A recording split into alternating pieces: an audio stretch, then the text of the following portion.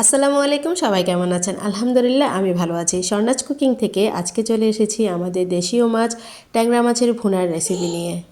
এই মাছগুলো আমাদের ইতালিতে বাংলাদেশি দোকানগুলোতে ফ্রোজেন অবস্থায় পাওয়া যায়, তো আমরা ওখান থেকে নিয়ে আসি। তো আমি আজকে প্রথমে মাছগুলোকে কিছুক্ষণ ভিজিয়ে রেখেছিলাম, এরপর কেটে ভালো করে মেজে পরিষ্কার করে একদম সাদা করে ফেলেছি। তো ভালো করে লবণ দিয়ে ধুতে হবে, তা না হলে কিন্তু মাছের মধ্যে একটু গন্ধ থাকবে। এরপর মাছগুলোকে আমি একটু হলুদ মরিচ লবণ মেখে একটু ভালো করে মেখে তারপরে একটু হালকা ফ্রাই করে নিব। যেহেতু মাছগুলো ফ্রোজেন ছিল, তো যেহেতু ফ্রেশ মাছ না, ফ্রেশ মাছ হলে ভাজা লাগতো না, নর্মালি রান্না করলে অনেক ভালো হতো। তো যেহেতু এগুলো ফ্রোজেন মাছ, তাই একটু হালকা ভেজে নিয়ে তারপর ভুনা করব।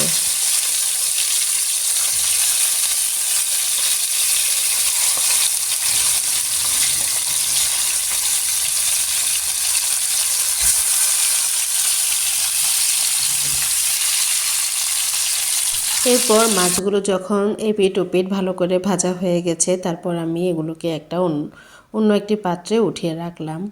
তারপর আমি ওই ফ্রাই প্যানে ওই তেলগুলোর মধ্যে আমি পেঁয়াজ কুচি দিয়ে একটু লবণ দিয়ে নেড়ে চেড়ে হালকা একটু ভেজে পেঁয়াজগুলোকে একটু নরম করে নিলাম। তারপর আমি এই পেঁয়াজের মধ্যে এক এক করে সব মশলা দিয়ে দিব।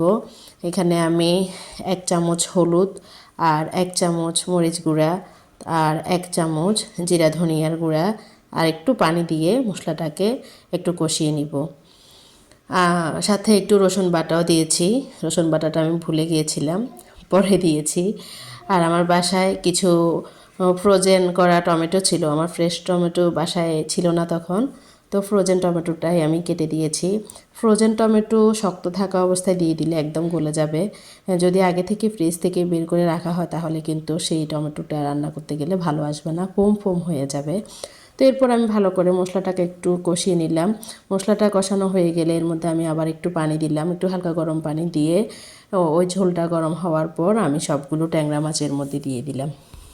মাছটা যেহেতু ফ্রোজেন করা ছিল, যার কারণে আমি একটু ফ্রাই করে রান্না করেছি।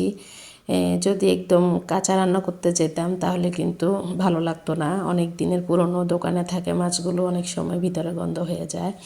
যাই হোক, আমরা যেহেতু দেশের বাইরে আছি, আমাদের কাছে ফ্রোজেন থাকলেও অনেক ভালো লাগে। ফ্রোজেন মাছও আমরা অনেক মজা করেই খাই। আর আপনারা যারা খুব বেশি স্পাইসি পছন্দ করেন তারা একটু ঝালটা বাড়িয়ে দিবেন, গুঁড়ামরিচটা একটু বাড়িয়ে দিবেন বা কাঁচামরিচ বাড়িয়ে দিবেন, তাহলে কিন্তু আরও অনেক বেশি মজা লাগবে। তো আমার বাসায় সবাই একটু ঝাল মশলা কম খায়, ওরা একটু ঝাল কম পছন্দ করে, তাই আমি একটু ঝাল কমই দিয়েছি। তো ফাইনালি আমার ট্যাংরা মাছ ভুনা হয়ে গেল। কেমন হলো আপনারা জানাবেন। ওকে, আল্লাহ হাফেজ।